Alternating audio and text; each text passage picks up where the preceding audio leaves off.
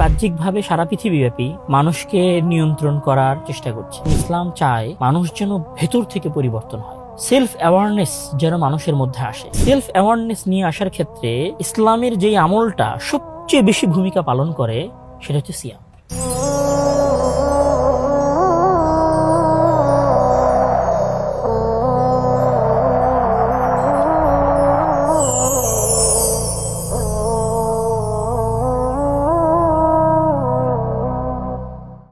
আসসালামু আলাইকুম ওয়া রাহমাতুল্লাহি ওয়া বারাকাতুহু। ইন্নাল হামদুলিল্লাহি ওয়াহদা ওয়াসসালাতু ওয়াসসালামু আলা মান লা নাবিয়্যা বা'দা আম্মা বা'দ। সম্মানিত দর্শক ও শ্রোতা মণ্ডলী, আজকে আমরা যদি সারা পৃথিবীর অফিস, আদালত, কর্পোরেট কোম্পানি সব জায়গাগুলোর দিকে তাকাই, তাহলে আমরা দেখব যে সব জায়গাতেই মানুষকে সঠিকভাবে কাজ করানোর জন্য বা মানুষ যেন সঠিকভাবে তার দায়িত্ব পালন করে, এই জন্য মানুষকে সবসময় সিসিটিভি ক্যামেরার তত্ত্বাবধানে রাখা হয় এবং মানুষ সঠিক সময়ে অফিসে আসলো কি আসলো না এটা দেখার জন্য ফিঙ্গার পাঞ্চের ব্যবস্থা করা হয়। অর্থাৎ বাহ্যিকভাবে সারা পৃথিবীব্যাপী মানুষকে নিয়ন্ত্রণ করার এবং মানুষকে সঠিক সময়ে সঠিক কাজ করানোর জন্য পৃথিবী দায়িত্বশীল ব্যক্তিবর্গ, মালিক পক্ষ এই কাজটা করানোর চেষ্টা করছে। কিন্তু দেখা গেছে যে আসলে এই জিনিসগুলোতে অতটা সফলতা পাওয়া যায়নি। তখন পৃথিবীব্যাপী এই চেষ্টাগুলোর সাথে আরো একটা চেষ্টা তৈরি হয়েছে, সেটা হচ্ছে সেলফ অ্যাওয়ারনেস, ব্যক্তি পর্যায়ে সতর্কতা বা ভেতর থেকে পরিবর্তন করার চেষ্টা করা। ঠিক এই জিনিসটাই কিন্তু ইসলাম করে। ইসলাম মানুষকে বাহ্যিক বা অভ্যন্তরীণ নিয়ম কানুন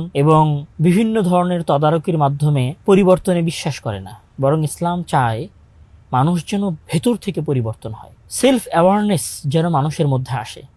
আর এই সেলফ অ্যাওয়ারনেস নিয়ে আসার ক্ষেত্রে যে জিনিসটা বা ইসলামের যেই আমলটা সবচেয়ে বেশি ভূমিকা পালন করে সেটা হচ্ছে সিয়াম। মহান আল্লাহ তাআলা বলছেন যে কুতিবা আলাইকুমুস সিয়াম কামা কুতিবা আলাল্লাযীনা মিন ক্বাবলিকুম লাআল্লাকুম তাত্তাকুন, যেন তোমরা তাকওয়াশীল হও এই জন্য তোমাদের উপর সিয়াম ফরজ করা হয়েছে। তাকওয়া মানে কি? তাকওয়া মানে যেটা আবু হুরায়রা রাদিয়াল্লাহু তাআলা আনহু বলেছেন, পথের কাঁটা বেছে পথ চলা। অর্থাৎ আল্লাহকে আমি দেখতে পাচ্ছি না, আল্লাহ আমার সামনে উপস্থিত নাই, আমি ফেরেশতাকেও দেখতে পাচ্ছি না, তারপরেও আমি শুধুমাত্র আল্লাহ তাআলার সন্তুষ্টি লাভের উদ্দেশ্যে পানি খাওয়া থেকে বিরত থাকছি, খাবার গ্রহণ করা থেকে বিরত থাকছি, সারাদিন ক্ষুধার্ত থাকছি। এখানে আরো একটা বিষয় আছে যে আমি সারাদিন খেলাম কি খেলাম না, আমি পানি পান করলাম কি পান করলাম না, এটা যদি আমি লুকিয়ে পান করি, আমি যদি এটা গোপনে খাবার খাই, এটা কিন্তু মানুষ দেখবে না। ধরেন আমি সলাত আদায় করি, এখন আমি সলাতের মধ্যে যদি ডানে বামে তাকাই তাহলে মানুষ দেখবে। আমি যদি হজ আদায় করতে গেছি, এখন আমি যদি হজ সঠিকভাবে পালন না করি, হজ যদি অবহেলা করি,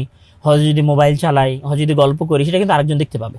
তো ধরেন মানুষ আমাকে দেখছে এটা ভেবে আমি সলাতে সতর্ক হতে পারি, সলাতের উদাসীনতা ছেড়ে দিতে পারি, সিজদার দিকে তাকিয়ে থাকতে পারি।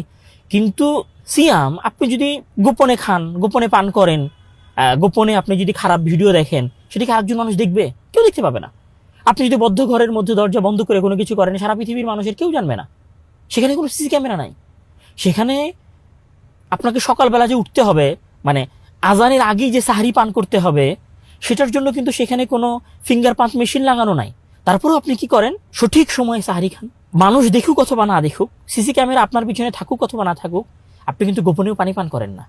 এমনকি শুধু পানি না, এমনকি আপনি চেষ্টা করেন যে মানুষের সামনে খারাপ কাজ থেকে বিরত থাকতে। তো এই জিনিসটা আপনাকে কে এনে দেয়? এই জিনিসটা সিয়াম এনে দেয়।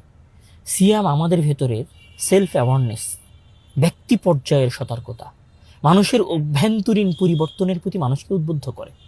এবং ইসলামও সবসময় একটা কথা বলে যে আসলে বাহিরের যে পরিবর্তন সেটার চাইতে সবসময় অভ্যন্তরীণ পরিবর্তনটা বেশি ম্যাটার করে।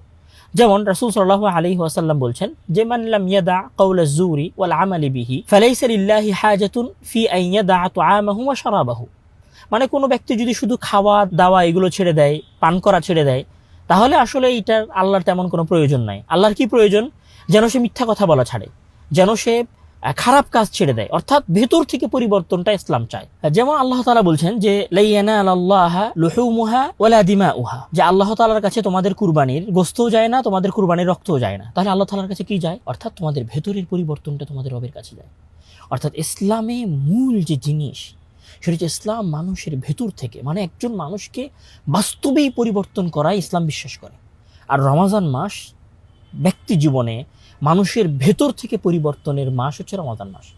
মানুষকে সেলফ অ্যাওয়ারনেস তৈরি করার ক্ষেত্রে যে মাসটা ট্রেনিং দেয় সেটা হচ্ছে রমাদান মাস।